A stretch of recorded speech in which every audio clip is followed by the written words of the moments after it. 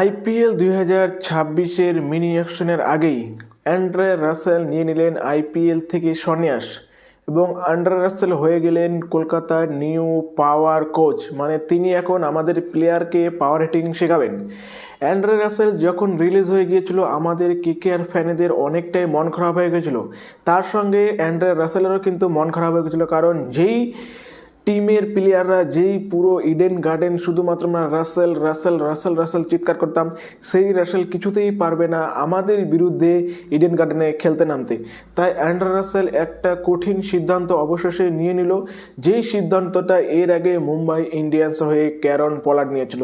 ঠিক এমনই যখন ক্যারন পলার্ডকে আর খেলাতে চায়নি মুম্বাই ইন্ডিয়ান্স, তখন কিন্তু ক্যারন পলার্ড সেখান থেকে সন্ন্যাস নিয়ে তিনি অ্যাজ এ কোচ হিসাবে জয়েন করেছিলেন মুম্বাই ইন্ডিয়ান্সে। সেই রকমই একটা উদাহরণ দিল আমাদেরও এবার অ্যান্ড্রে রাসেল এবং দেখিয়ে দিল রয়্যালটি ম্যাটার।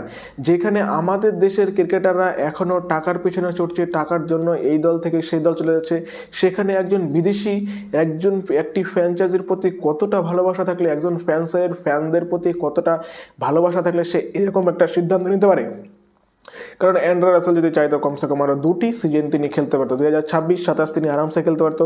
এবং তিনি যদি আইপিএল নিলামে আসতো অবশ্যই তার পিছনে অনেক টিমই দৌড়াতো, কারণ তার মতন বর্তমানে কিন্তু সেই রকম পাওয়ার হিটার এখনও পর্যন্ত আইপিএলে নাই। বিশেষ করে এই আইপিএল যে অকশন সেখানে কিন্তু নাই। তারপরও অ্যান্ড্রে রাসেল দেখালো যে তিনি হচ্ছে সততার কতটা প্রতীক, কারণ যেই সময় তার খারাপ সময় ছিল সেই সময় কলকাতা এবং কলকাতার ফ্যানরাই অ্যান্ড্রে রাসেলকে সাপোর্ট করেছিল। তাই অ্যান্ড্রে রাসেল কখনোই চাইবে না কলকাতা এবং কলকাতার ফ্যানদের বিরুদ্ধে খেলতে। তাই অ্যান্ড্রে রাসেল এই সিদ্ধান্ত নিয়ে নিল যে তিনি আর আইপিএল খেলবেন না। তাই তিনি অ্যাজ এ কোচ হিসাবে কলকাতার নাইট রাইডার্সে জয়েন হলো। এই খবরটা শুনে কে কে খুশি হয়েছে অবশ্যই কমেন্ট করে জানাবেন। আর যদি তোমরা কেকেআরকে ভালোবাসা থাকো বা কেকেআর ফ্যান হয়ে থাকো তো অবশ্যই কমেন্ট বক্সে কেকেআর লিখতে ভুল